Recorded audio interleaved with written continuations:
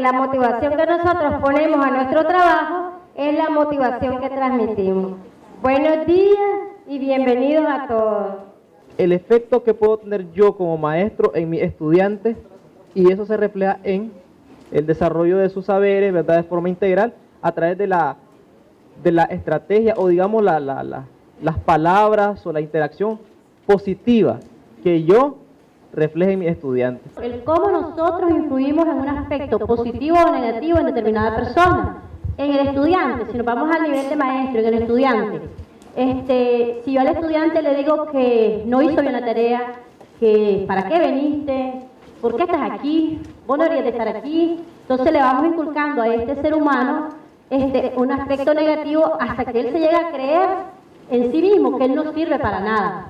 Pero si nosotros le decimos que va mejorando, que tiene que mejorar, que es bueno, que él tiene muchas habilidades que desarrollar, entonces ese efecto lo vamos a crear en una persona positiva y capaz tal vez de hacer mejores cosas que la que él creía que tenía o que tenía en sí mismo. También esto se remonta, dice, según la historia, en un país X, de un artista, un escultor que hizo una escultura, y él la hizo tan así que le dio hasta vida a esa escultura. Entonces ese es lo del efecto Pigmalión. Gracias. Lo positivo de esta lectura, ¿verdad?, es que nosotros tenemos que aplicar el efecto Pigmalión, pero en forma positiva a nuestros estudiantes. Debemos conocer las características de nuestros estudiantes y por las dificultades que transitan nuestros estudiantes. Tenemos que tomar en cuenta los 4 elementos fundamentales. Seleccionar el objeto, ¿verdad? Tener dominio profundo de lo que vamos a evaluar. Seleccionar los elementos fundamentales que no deben de faltar y tener el instrumento o el parámetro con que vamos a comparar lo que estamos evaluando. Eso ustedes lo tienen. Acuérdense también, otro elemento muy importante es que para evaluar hay que vivir un proceso que va desde el inicio, la planificación, con los referentes de los objetivos, tomar en cuenta los 4 elementos, aplicar los instrumentos para recoger la información, obtenemos datos, de esos datos los analizamos, los interpretamos y sacamos conclusiones, sacamos resultados, conclusiones, inferimos. Y sobre ese proceso de inferencia vemos qué cosas están débiles y qué cosas fueron exitosas, qué estrategia debo de cambiar y cómo mejorar. Entonces, en esa medida vamos aplicando los 3 tipos de evaluación que ustedes han socializado acá en este momento. Y actuamos, no nos quedamos de brazos cruzados. Hay un principio muy importante que es, evaluamos para mejorar. Si algo no está bien, buscamos cómo retroalimentar. Vimos que para evaluar no podemos ir en una sola vía. Tenemos que evaluar nosotros a los estudiantes y los estudiantes a nosotros. ¿De acuerdo? Tenemos que evaluarnos entre iguales y tenemos que autoevaluarnos. En esa medida estamos cumpliendo con la esencia del proceso de evaluación educativa y debemos dominarla. ¿Qué cosa es la evaluación educativa en sentido amplio y la evaluación en sentido estricto? La evaluación educativa en sentido estricto está restringida a los aprendizajes. Recordemos que esos objetivos, esos propósitos deben estar íntimamente ligados con las actividades que aplicamos en el proceso de enseñanza-aprendizaje, porque hay actividades que refuerzan la familiarización del conocimiento, hay actividades que refuerzan la comprensión y hay otras actividades que permiten la aplicación de esos conocimientos. La teoría nos dice, y la práctica también, que si nosotros no hemos fomentado la actividad práctica, no podemos evaluar esa actividad práctica. Nosotros tenemos que someter a nuestros alumnos al saber hacer para poder evaluar ese saber hacer. igual para los diferentes niveles del conocimiento.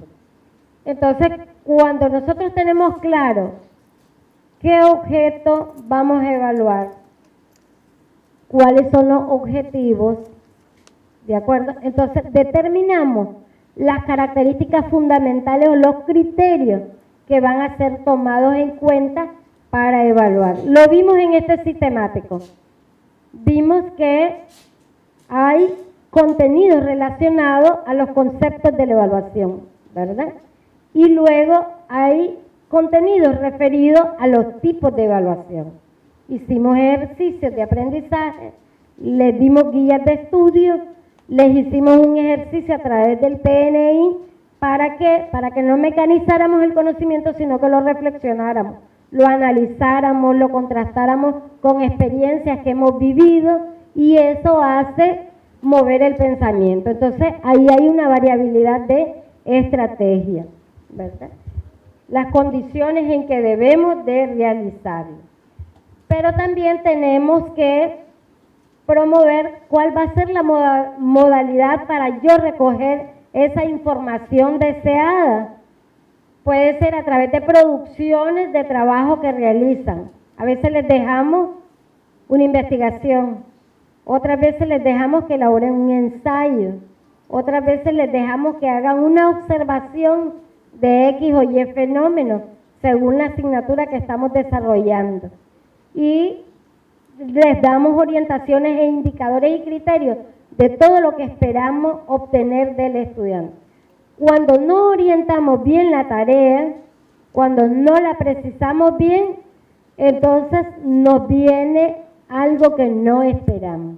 Entonces, un secreto muy importante es que la tarea sea muy bien orientada. Es más, muchas veces tenemos que preguntarle al estudiante cuál es la tarea, cómo es, y en esa medida se aclara cuál es la tarea. Y en ese momento no se cometen errores y se garantiza el proceso de aprendizaje. ¿En qué momento vamos a aplicar esa evaluación? Es variado. Eso está ligado a los propósitos. Puede ser al inicio, puede ser durante el proceso de enseñanza-aprendizaje o puede ser al final de un aspecto del proceso de aprendizaje o al final del desarrollo de una asignatura. Vamos variando, pero lo más importante de todo es que no debemos de aplicar un solo tipo de evaluación ni en un solo momento, sino que en todo el transcurso del proceso, porque eso es lo que nos va a permitir ir regulando y autorregulando ese aprendizaje. Tenemos que dominar que para elaborar los instrumentos, las pruebas, los elementos que vamos a utilizar para evaluar, ellos deben de tener una serie de características. Vamos a mencionar algunas, pero también hay otras, ¿verdad? Uno de ellos es la validez. Por ejemplo, si yo quiero evaluar lo relacionado a los tipos de evaluación, ese es el contenido que me va a aparecer. Ustedes se van a asustar y van a decir, pero ¿y ahí? Si eso normalmente pasa. Entonces, no es cierto, ¿verdad? Algunas veces nosotros decimos que vamos a evaluar X contenido y le aparecemos al estudiante con otra cosa. Y eso no es que ha pasado solo en primaria, en secundaria, sino que también ha pasado en la educación superior. Entonces nosotros tenemos que tener cuidado, y los que somos y que damos el acompañamiento pedagógico, tenemos que estar velando para que haya una coherencia, una correspondencia entre los objetivos, las estrategias didácticas que aplicamos, métodos y técnicas, y las formas de evaluación. Son una unidad dialéctica, debe haber una correspondencia. Entonces, si medimos lo que queremos medir, tiene validez. La confiabilidad es que el instrumento que elaboremos, independientemente del lugar donde lo apliquemos, nos debe dar los mismos resultados. ¿Por qué? Porque es un instrumento, por ejemplo, los exámenes que están muy bien redactados, muy claro el mensaje y por tanto nos van a responder lo que pedimos. Pero si está ambiguo, no es claro, unos van a entender una cosa, otros otra y entonces carece de confiabilidad el examen. Entonces ese es otro elemento que debemos de garantizar. El otro elemento es la objetividad y esa objetividad está ligado con la validez, con la confiabilidad y con la coherencia de los propósitos que estamos evaluando ligados a las estrategias didácticas. Y por último tenemos lo de la practicabilidad. ¿Qué quiere decir? Que yo no puedo aplicar un examen que lleve más del tiempo que tenemos asignado, sino que hay una técnica que debemos de utilizar los docentes. Si el alumno tiene 40 minutos para hacer el examen, el maestro tiene que hacer el ensayo en contestarlo. El maestro es el experto. Si el maestro lo hace en 15 minutos, pues al estudiante le voy a dar media hora o 45 minutos. ¿De acuerdo? No podemos pedir que respondan al mismo tiempo que nosotros, sino que duplicamos el tiempo. ¿De acuerdo? Otra cuestión, el vocabulario que utilicemos es un vocabulario de lenguaje restringido, dicen algunos filósofos, o sea, del lenguaje común, del lenguaje que estamos utilizando en el aula de clase. Entonces, aquí yo le tengo seleccionada una serie de técnicas. Nosotros hablamos de estrategia, de método y técnica. Todos son una vía para conseguir un fin. Nada más que va a depender de cómo aplicamos X o Y. Cuestión, por ejemplo, si en una evaluación solo utilizamos las pruebas orales, un tipo de técnica, entonces nosotros le llamamos que utilizamos la estrategia de las pruebas orales. Pero si en un mismo examen utilizamos varias técnicas, varios métodos, entonces les llamamos técnicas, ¿verdad? Y ustedes van a ir viendo la definición porque la técnica es algo más específico, la estrategia es algo más macro, global, ¿de acuerdo? Entonces, aquí todas estas ustedes la conocen. Las pruebas orales, la observación puede ser si dan ciencias naturales o dan historia, geografía, cualquier asignatura, nosotros podemos idear algún trabajo de campo donde tengan que observar, ¿de acuerdo? El registro anecdótico, o sea, a través de una libreta van anotando, los diarios de clase, las observaciones sistemáticas, las entrevistas, sociodramas, las producciones de los alumnos, decimos ensayos, exposiciones, cuadernos de clase, cuadernos de campo, resúmenes, producciones plásticas, portafolio, informe de investigación. Los de quinto año ahora hacen siempre hacen una investigación y por ende un informe de investigación. Organizaciones gráficos como por ejemplo mapa conceptual, redes semánticas, esquemas, dibujos, gráficos. Entonces nosotros ¿cómo las podemos valorar todas esas producciones? A través de rúbricas, a través de listas de cotejo. Y los exámenes a través de tablas de especificaciones, exámenes o proyectos de examen. ¿Verdad? La tabla de especificaciones es para elaborar los exámenes. Eso lo vamos a profundizar más en el otro encuentro, porque en este encuentro vamos a detenernos un poco en las rúbricas.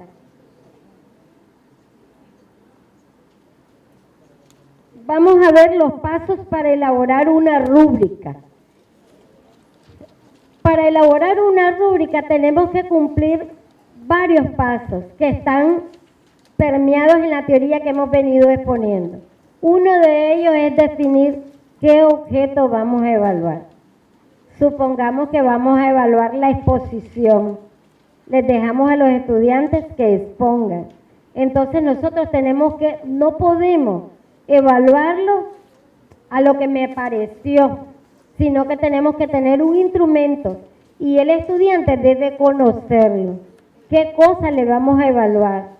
Los objetivos, el contenido, la coherencia del contenido, la forma como expuso, la claridad, ¿verdad? El tiempo que se le asignó. Ustedes como docentes definen todos los criterios que quieren que sean tomados en cuenta y ustedes a cada uno de los criterios le van a dar un puntaje. En el material van a encontrar ideas de qué elementos tomar en cuenta, pero lo que vayan a evaluar, por el momento seleccionen un objeto que ustedes dominen. Por ejemplo, la exposición, qué características debe de tener, o algún tópico de su asignatura. Y luego en el futuro van a ir realizando ustedes sus propias rúbricas, pero profundizando en el conocimiento de los diferentes objetos que quieran ir evaluando. ¿A qué nos va a llevar esto? A que nosotros no evaluemos solamente lo cognitivo, a través solamente de exámenes, no, sino que a través de todas las técnicas que empleamos para enseñar. Puede ser que ustedes les pidan que hagan una demostración de X, que hagan un sociodrama de X o Y situación.